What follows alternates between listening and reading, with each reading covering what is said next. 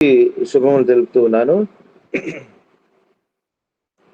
ఈరోజు దేవుని యొక్క వాక్యం మనం 3వ అధ్యాయంలోనికి మనం ప్రవేశిస్తూ ఉన్నాం.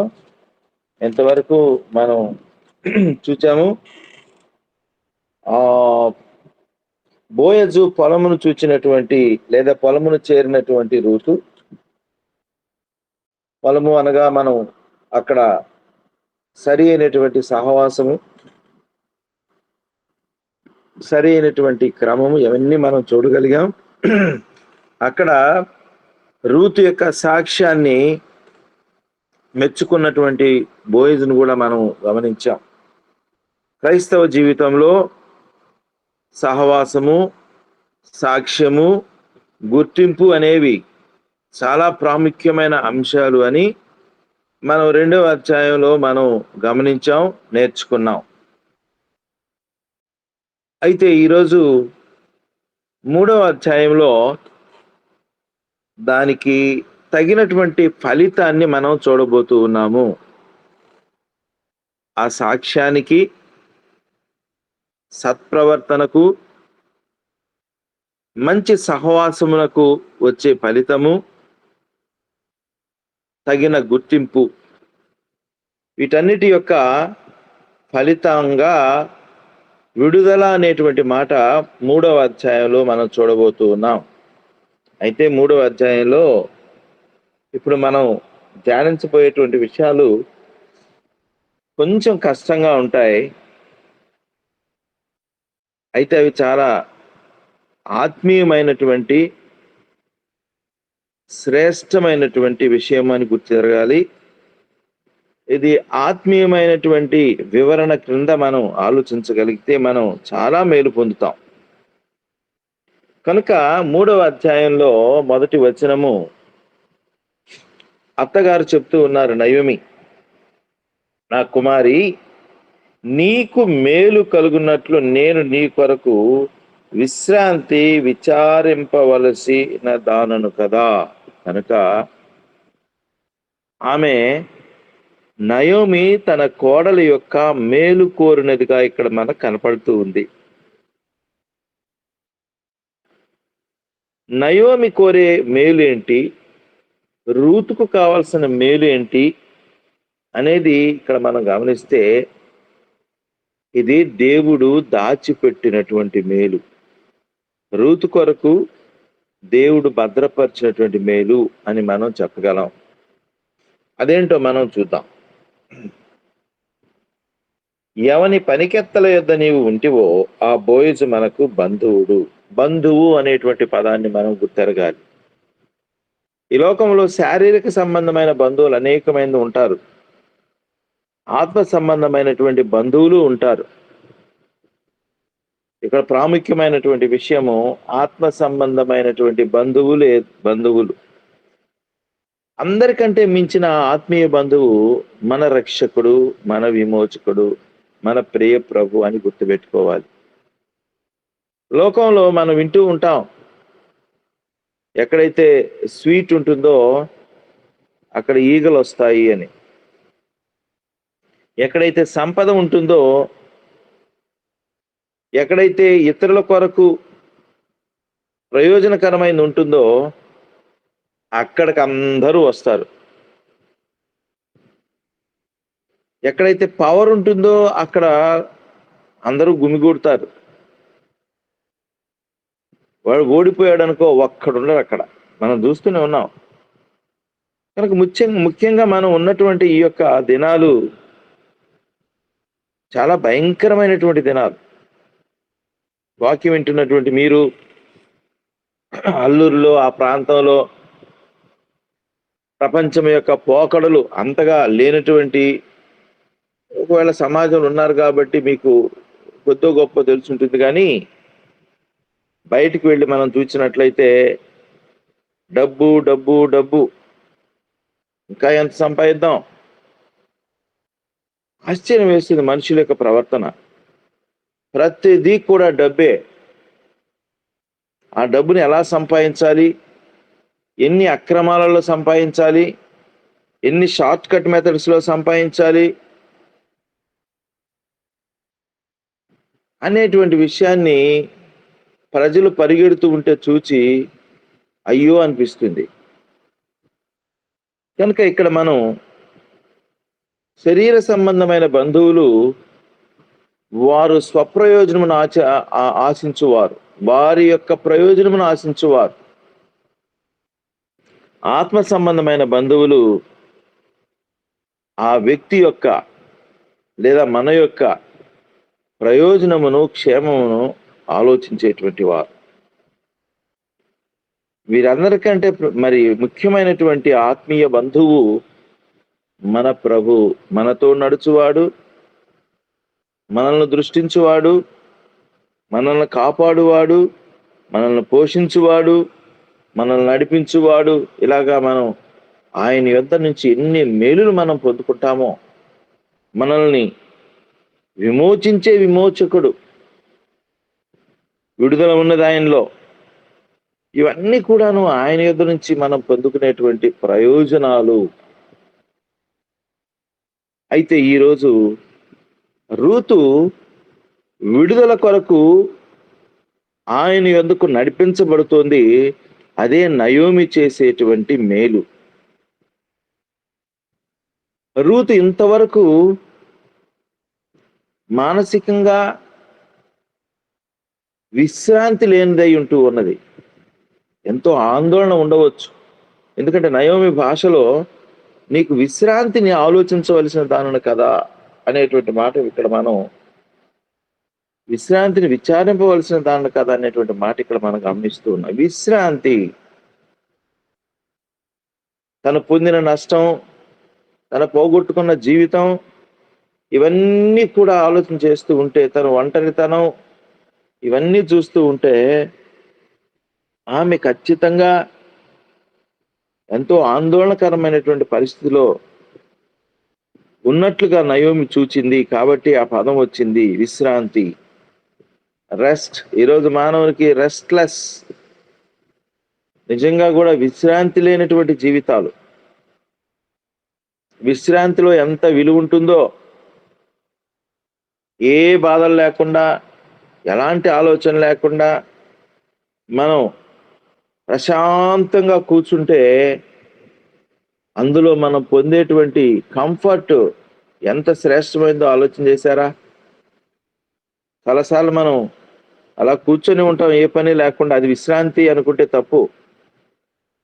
మనిషిలో మానవ మేధస్సులో ఉండేటువంటి ఫ్రస్ట్రేషను ఎవరికీ తెలియదు.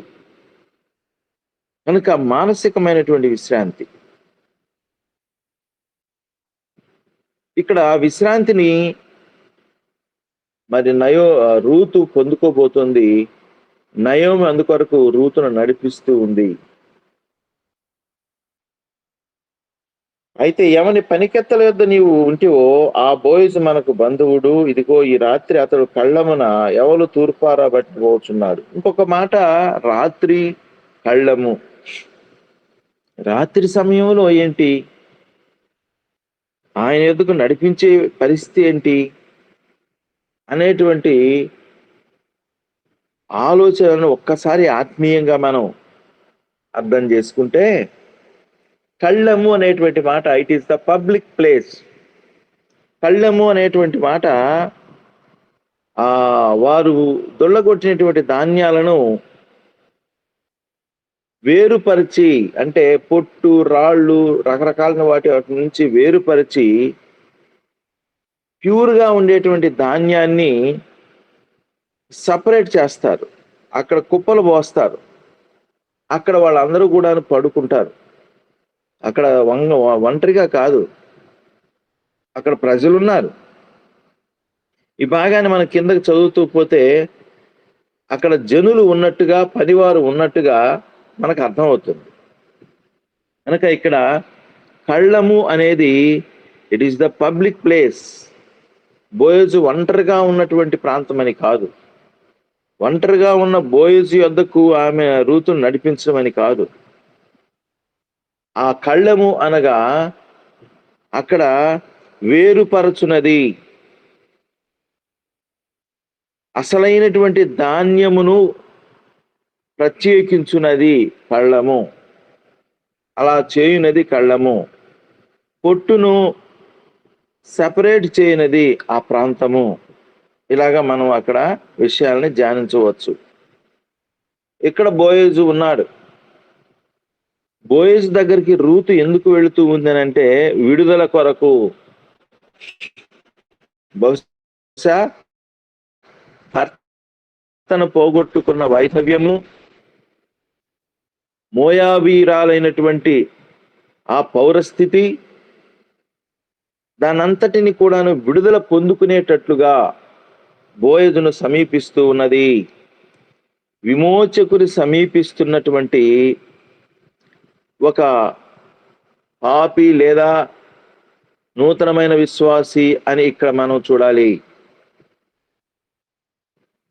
అయితే నయోమి ఏం చెప్పిందంటే, అమ్మా నీవు వెళ్ళి ఆయన పాదముల యొద్ద పడుకొనుము.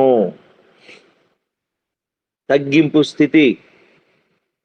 ఆ పాదముల చెంత స్థలమును కోరుకోవడం అనేది బోయజుని యొక్క హెచ్చించడము, రూతు తనను తాను తగ్గించుకోవడం. యాక్చువల్గా అంతకుముందు భాగంలో మనం చూచాం, నా కుమారి ఇక్కడ వచ్చి కూర్చో, ఇదిగో ఈ నీళ్లు తాగు, పేలాలే ఆయన స్వయంగా అందించాడు, పేలాలు తిను. ఆమెకి ఇంకా సమకూర్చుకొని ఉన్నట్లుగా పనివారికి ఆయన ఆజ్ఞాపించాడు. ఆమె ఆయన యొద్ద నుంచి ప్రాముఖ్యమైన గుర్తింపును పొందింది. ఆయనతో కూర్చోబెట్టుకున్నటువంటి అవకాశం దొరికింది. తద్వారా ఒకవేళ రూతు ఒక ఆధిక్యతను కూడా పొందుకున్నది అక్కడ. కానీ ఇక్కడ విడుదల పొందబోయేటువంటి పరిస్థితిలో ఆమె స్థానం ఏంటి అనంటే, ఆయన పాదముల చెంత దీనురాలుగా, రిక్తురాలుగా. ఈ దీనత్వం మనలో కూడా కావాలి. ప్రభు సన్నిధిలో ఆయన మనకు ఒక స్థానం ఇస్తే ఇవ్వచ్చు, ఒక ఆధిక్యత ఇస్తే ఇవ్వచ్చు.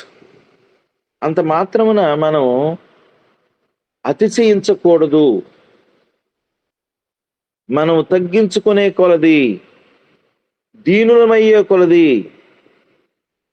ఆయన మనల్ని హెచ్చుగా ఆశీర్వదించేటువంటి దేవుడై ఉన్నాడు. ఆయన పాద సన్నిధిలో మనం దీనత్వము కలిగి, అందుకనే వాక్యం ఉంది కదా, నీవు హెచ్చించబడినట్లుగా ఆయన బాహువుల కింద దీన మనస్సు కలిగి ఉండుము అని వాక్యం సెలవిస్తూ ఉంది.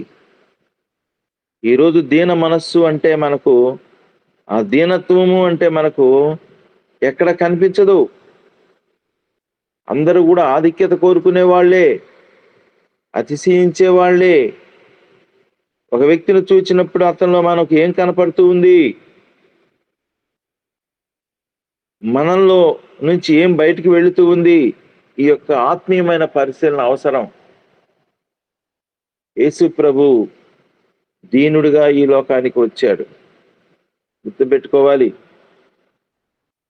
ఆయన దీనుడిగా వచ్చాడు, రిక్తుడిగా వచ్చాడు, పేదవానిగా వచ్చాడు, పేదవారి కొరకు వచ్చారు, పాపి కొరకు వచ్చాడు. ఈ విషయాలు మనం జ్ఞాపకం చేసుకోవాలి. మనం ఆయన పరిచర్య వేరే, ఆయన సుగుణాలు వేరే, ఆయన ప్రయాస వేరే, ఆయన జీవిత విధానం వేరే. దానిని మనం పుణికి పుచ్చుకోవాలి. ఆయన లక్షణాలను మనం కలిగి ఉండాలి. ఈరోజు మన స్థితి ఎలాగా ఉంది, మన విధానం ఎలాగా ఉంది. కాబట్టి ఇవన్నీ మనం ఆలోచన చేసుకుంటే, మరి రూతు ఆయన యొద్దకు చేరుకున్నది. ఇంకా చెప్పాలి అనంటే, ఆ సమయము బోయజు యొక్క ఏకాంత సమయము అని చెప్పాలి. పనివారితో ఉన్నాడు, కానీ ఆ సమయము ఏకాంత సమయం. దేవునితో ఏకాంతముగా సమయం గడుపుట అనేది ఒక అద్భుతమైనటువంటి అనుభవము, అలవాటు. దానిని మనం ప్రతి ఒక్కరము గమనించాలి. ఏకాంతము, ఏకాంత ప్రార్థన, ప్రభువుతో ఆ సమయం షేర్ చేసుకోవడము. It is very very essential and profitable. అది లాభదాయకము. ఖచ్చితంగా మనం కోరుకోవాలి. దాన్ని మనం చెప్తుంటాం కానీ పోగొట్టుకుంటూ ఉంటాం. ఈ బిజీ షెడ్యూల్లో ఈ యొక్క దాన్ని ఏమంటారు, మన మన మన జీవితం మన చేతుల్లో లేదు అనే మాట మనం వాడుతూ ఉంటాం. We're forced to do, we're forced to run. మనకున్నటువంటి పరిస్థితులు, మనం ఎక్కడా కూడాను ప్రశాంతంగా లేని జీవిత విధానంలో మనం ఉన్నాం. ఎక్కడ సమయం కూడా గడపలేనటువంటి స్థితిలో మనం ఉంటూ ఉన్నాం. కుటుంబంతో కూడా సరైన సమయం గడపలేం. ఫ్యామిలీ మెంబర్స్తో సరైన సమయం గడపలేం. పరుగు పరుగు పరుగు పరుగు. ఇక కుటుంబంలో వ్యవస్థలో ఉన్నటువంటి ఆ మధురాన్ని మనం ఎలాగ మనం పొందుకోగలం ఆలోచించండి ఒకసారి. కాబట్టి ఇక్కడ ఏకాంత సమయం అనే దాని గురించి ఆలోచన చేస్తూ ఉన్నాం. నాకు ఒక పాట, అది ఎక్కడా దొరకటం లేదు కానీ చాలా పాత పాట అది. దిల్మోరియా గారు పాడారనుకుంటా. యేసుతో ఏకాంతము శాంతము మహాప్రశాంతము, యేసుతో ఏకాంతము. ఒక అద్భుతమైనటువంటి పాట. దేవునితో ఏకాంతంగా గడపడము, అది మనసుకు మహాప్రశాంతత ఇచ్చిందంట భక్తునికి. అది నూతన శక్తిని ఇచ్చిందంట. మధురమైనటువంటి అనుభవంలో నడిపిందంట. ఆ పాటలో ఉన్నటువంటి భావాలు ఇవి వస్తాయి. అది ఇప్పుడు ఎక్కడ దొరకటం ఆ పాట. నేను చదువుకునే రోజుల్లో అది నన్ను ఆకర్షించినటువంటి పాట. అది అద్భుతమైన పాట. కాబట్టి ఏకాంతము అనేది విడుదలకు మనల్ని నడిపించినది. ఆమె ఎందుకు చేరింది అని అంటే, ఆయన అంటాడు, ఆయన నోటి నుంచి ఆ విడుదలైనటువంటి మాట వస్తుంది. ఆమె మరి యోగ్యమైన రీతిలో మరి శుభ్రముగా స్నానం చేసి మంచి వస్త్రాలు ధరించి, ఇవన్నీ కూడా మన సిద్ధపాటు. ప్రభువుకు మనం సమీపించేటప్పుడు మన యొక్క సిద్ధపాటును సూచిస్తూ ఉన్నాయి. కొంతమంది మందిరాలకు వస్తూ ఉంటారు, వాళ్ళని చూస్తూ ఉంటే హడావిడిగా పరిగెడతారు, మందిరంలో కూర్చుంటారు, వాక్యం అందిస్తూ ఉంటే వారి మనస్సంతా ఎక్కడెక్కడెక్కడెక్కడ ఉంటుంది. ఏదో మందిరానికి వెళ్తే చాలు, అటెండెన్స్ వేసుకుంటే చాలు అన్నట్టుగా వస్తూ ఉంటారు. సిద్ధపాటు, దేవుని యొక్క కృపను నేను పొందాలి, దేవుని యొక్క వాక్యం నాది కావాలి, దేవుడు నన్ను ఉద్దేశించి మాట్లాడాలి, ఆయన సన్నిధిలో ఆశతో నేను గడపాలనేటువంటి ఆ తీర్మానంతో వచ్చేవాళ్ళు చాలా తక్కువ. ఆయన సన్నిధిలో ఆయన మాట కొరకు ఆశపడడం అనేది అనుభవం తక్కువ. ఇవన్నీ మనం గమనించాలి. కనుక ఇక్కడ పాపి యొక్క లేదా నూతన విశ్వాసి యొక్క సిద్ధపాటు అని మనం చెప్పక తప్పదు. ఆయన యొద్దకు చేరినప్పుడు, ఆయన పాదముల చెంత పడుకొని ఉన్నప్పుడు, ఎప్పుడో పాపం బోయజ్కి ఆమె నిద్రపోతూ ఉంటుంది. ఆయన పాదముల చెంత విశ్రాంతి ఉలిక్కిపడి లేస్తాడు. ఆయన చూసినప్పుడు అప్పుడు రూతు ఆయనకి కనపడుతుంది. అతడు పండుకున్న తర్వాత అతడు పండుకునే స్థలమును గుర్తెరిగి లోపలికి అతని కాళ్ళ మీద నున్న బట్ట తీసి పండుకోలను, నీవు చేయవలసిన దాన్ని అతడు నీకు తెలియచేయనని ఆమెతో అనగా, 5వ వచనం, ఆమె నీవు సెలవిచ్చినదంతయు నేను చేస్తానని చెప్పి, నీవు సెలవిచ్చినదంతయు అసలు రూతులోను మనం గమనించినట్టయితే ఎంత విధేయత ఇక్కడ కనపడుతూ ఉందో. No question, no doubt. నేను ఎందుకు చెయ్యాలి, అలాగే ఎందుకు ప్రవర్తించాలి అనేది ఇక్కడ రూతు నుంచి కనిపించడం లేదు. సో ఒక ఇన్స్ట్రక్షన్ మనకు అందించబడుతూ ఉన్నప్పుడు, దైవికమైనటువంటి సూచన మనకు అందించబడుతూ ఉన్నప్పుడు మనం దాన్ని ఎలాగా స్వీకరిస్తున్నాము అనే దానిని ఇక్కడ మనం నేర్చుకోవాలి. నయోమి ద్వారా వచ్చినటువంటి ఆ ఇన్స్ట్రక్షను, ఆ సూచన, ఆమె ఏమి చేయవలనో ఆ విషయాన్ని విన్నప్పుడు రూతు నుంచి ఎలాంటి చిన్న ప్రశ్న కూడా లేదు. ఇక్కడ పళ్ళెమునకు పొలమునకు నడిపించబడేటప్పుడు కూడా రూతు ప్రశ్న వేయలేదు. రూతులో నుంచి ఒక్క ప్రశ్న కూడా ఇంతవరకు మనకు రాలే.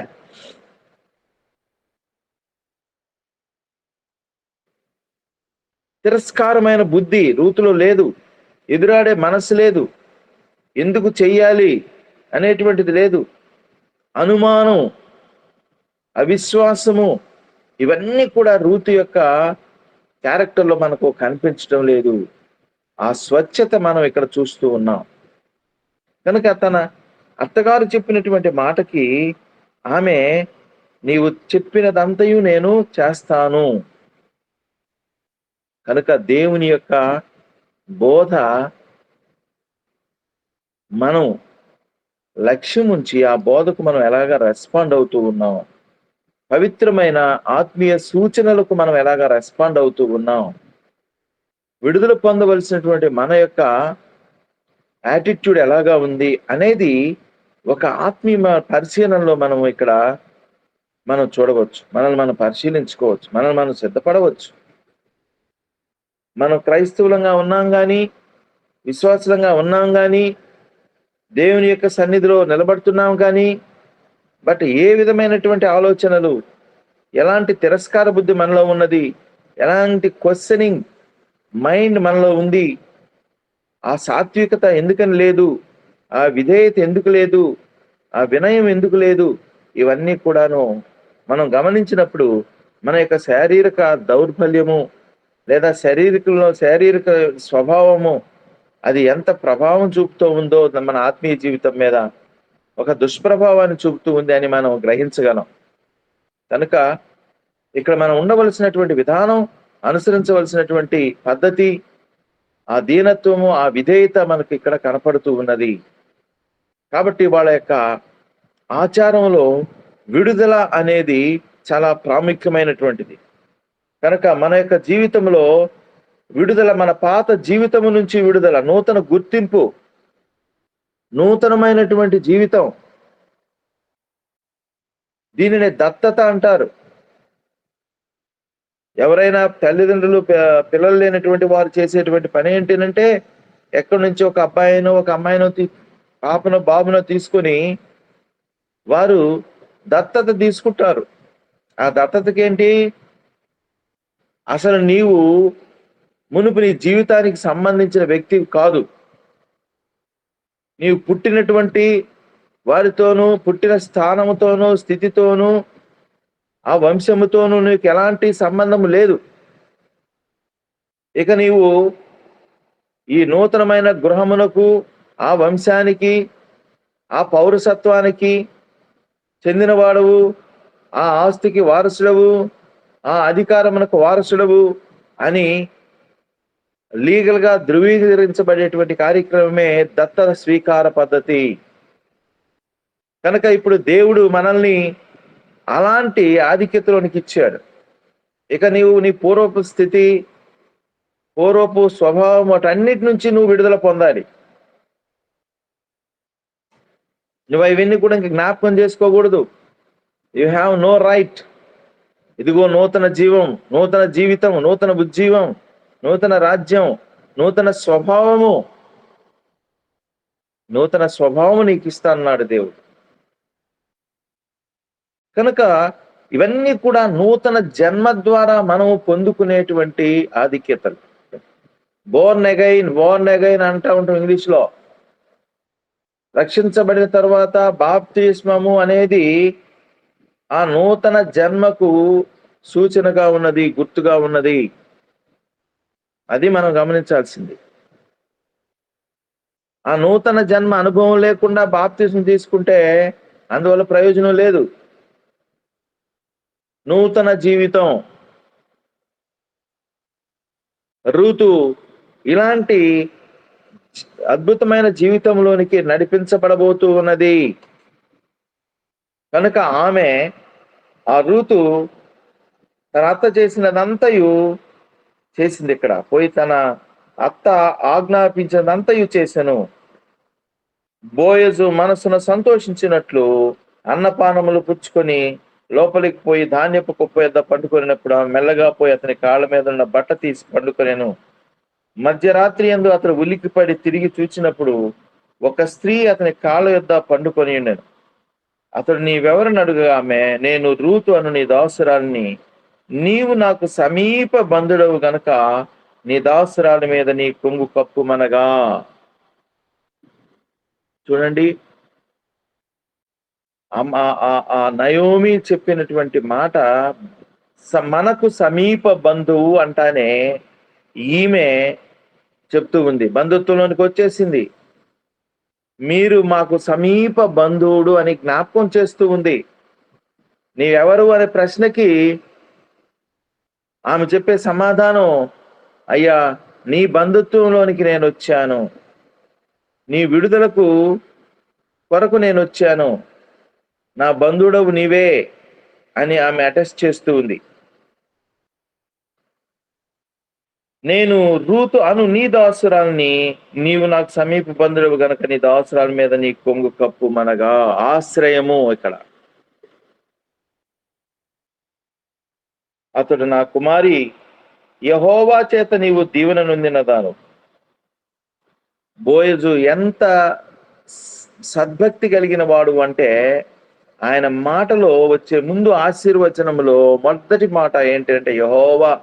ఇంతకు ముందు కూడా ఆ రూతును పిలిచినప్పుడల్లా, నీవు యెహోవా చేత ఆశీర్వదించబడడానికి వచ్చావు అంటాడు.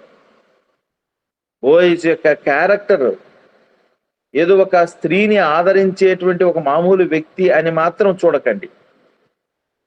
ఇక్కడ దేవుని ఆశీర్వాదమునకు పాత్రురాలని చేయునటువంటి బోయజు, దేవుని యొక్క యెహోవా దీవెనలు పొందినట్లుగా ప్రేరేపించేటువంటి బోయజు, ఎంకరేజ్ చేసేటువంటి బోయజు. ఆ స్టేట్మెంట్ మనం ముందే గమనించావు. నీవు ఇక్కడ ఎందుకు వచ్చావు అని అంటే, యెహోవా చేత ఆశీర్వదించబడడానికి వచ్చావు. నీవు మనుషుల వలన కాదు, దేవుని వలన నువ్వు ఆశీర్వదించబడటానికి వచ్చావు అనేటువంటి మాట. బోయజు యొక్క మనస్సంతా యెహోవా మీదనే ఉన్నది. కనుక ఇక్కడ బోయజు మనకు ఒక అద్భుతమైన ఆత్మీయమైనటువంటి దేవుని దీవెనకు రూతును పాత్రాలుగా చేసేటువంటి మనస్సు కలిగినటువంటి బోయజుని ఇక్కడ మనం చూస్తూ ఉన్నాం.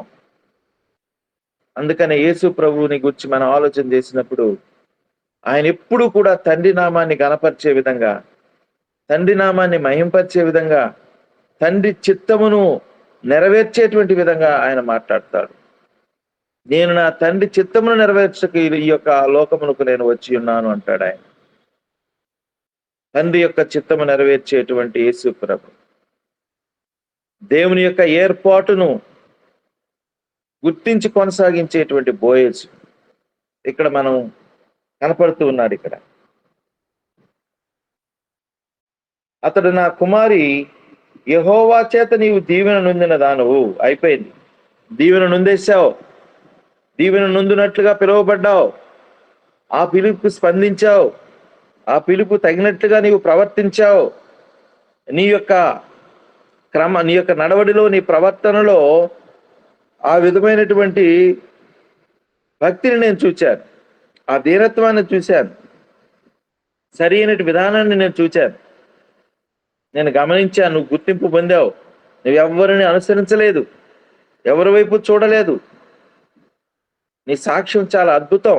ఇవన్నీ మనం ఇక్కడ మనం గమనించాం. కనుక ఇక్కడ బోయజు ఆమెని మెచ్చుకుంటూ ఉన్నాడు. నా కుమారి, యెహోవా చేత నీవు దీవెన నొందిన దానవు. You are blessed. కొద్దివారినే గాని గొప్పవారినే గాని యవనస్తులను నీవు వెంబడింపక ఉండుట వలన, ఇది అండర్లైన్ చేసుకోండి. జాగ్రత్తగా నీ మనసును ఒకవేళ నిద్ర వస్తూ ఉంటే, ఎవరైనా ఆన్ చేసి నిద్రపోతూ ఉంటే ఒకసారి ఉలిక్కి పడి లేయండి, ఇందాక బోయేజు లేచినట్టు. నీ యొక్క మునుపటి ప్రవర్తన కంటే, చూడండి, నీవు వెంబడింపగా నీవు కొద్దివారినే గాని గొప్పవారినే గాని యవ్వనస్తులను నీవు వెంబడింపక ఉండుట వలన. యవ్వనస్తులు అండర్లైన్, చాలా ప్రాముఖ్యం. అందుకనే నేను వినీత్తో కూడా చాలా సార్లు చెప్తూనే ఉన్నా, మీ అందరితో కూడా చెప్పే మాట, మనం అసలు యునైటెడ్ క్రిస్టియన్ యూత్ అనే కానీ ఇక్కడ యవనస్తులు ఊరు కనపడటంలా. ఓ మాట చెప్పాలంటే నేతి బీరకాయలాగా మనం చేసే పరిచర్య, మీరు పడే ప్రయాస అద్భుతం, no doubt at all. Pass అయిన వాళ్ళని ఇంకా ఎక్కువ మార్కులు తెప్పించడం అనే దాన్ని ఏమంటారంటే బెటర్మెంట్ అంటారు. ఇంటర్మీడియట్ లో ఒకవేళ కుర్రాడు పాపం 100 మార్కులు రావాలని అనుకుంటే 50 మార్కులు 60 మార్కులు పాస్ అయితే, అన్ని పాస్ అయినప్పుడు వాళ్ళకి ఒక అవకాశం ఇస్తాం. ఏంటంటే మరలా ఎగ్జామ్ రాయొచ్చు, ఎందుకంటే ఇంకా ఎక్కువ మార్కులు పొందేదానికి. ఒకవేళ పొందుకోలేకపోతే ఆ పొందిన 40-45 మార్కులు అలాగనే ఉంటాయి, దానివల్ల ఇబ్బంది ఏం లేదు. బట్ బెటర్ మార్క్స్ పొందేటువంటి అవకాశం వాడికి ఇస్తుంటది ప్రభుత్వం, ఇంటర్మీడియట్, బోర్డు ఇంటర్మీడియట్. దాన్ని బెటర్మెంట్ అంటారు. ఆల్రెడీ క్వాలిఫై అయ్యాడు కానీ ఇంకా మంచి మార్కులు. ఇప్పుడు మనం అందరం ఆ బ్యాచ్ లో ఉన్నాం, కానీ ఫెయిల్యూర్ అవుతున్నటువంటి గురించి ఎవరూ ఆలోచించలేదే. యవనస్తులని మీద దృష్టి ఉంచడం, భవిష్యత్తు పిల్లర్స్ వాళ్ళు, భవిష్యత్తు కావాల్సిన వారు వాళ్ళు, వాళ్ళ గురించి ఆలోచించడం మన బాధ్యత. వారికి ప్రభువుని అందించడం. మరి కుప్పలు తెప్పలుగా పాడైపోతూ ఉన్నట్టు యవన బిడ్డల్ని రక్షణలోకి నడిపించడం మన బాధ్యత, అది గుర్తుపెట్టుకోవాలి. కనుక నీవు యవనస్తులను ఎవరిని కూడాను అనుసరించలేదు అని ఆయన మెచ్చుకుంటూ ఉన్నాడు.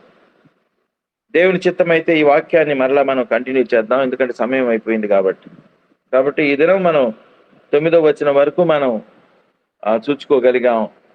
నెక్స్ట్ వాక్యాన్ని మనం దేవుని యొక్క ఏర్పాటు చొప్పున మరలా మనం ధ్యానం చేద్దాం. దేవుడి యొక్క వాక్యాన్ని మన కొరకు దీవించును గాక. ఆమేన్.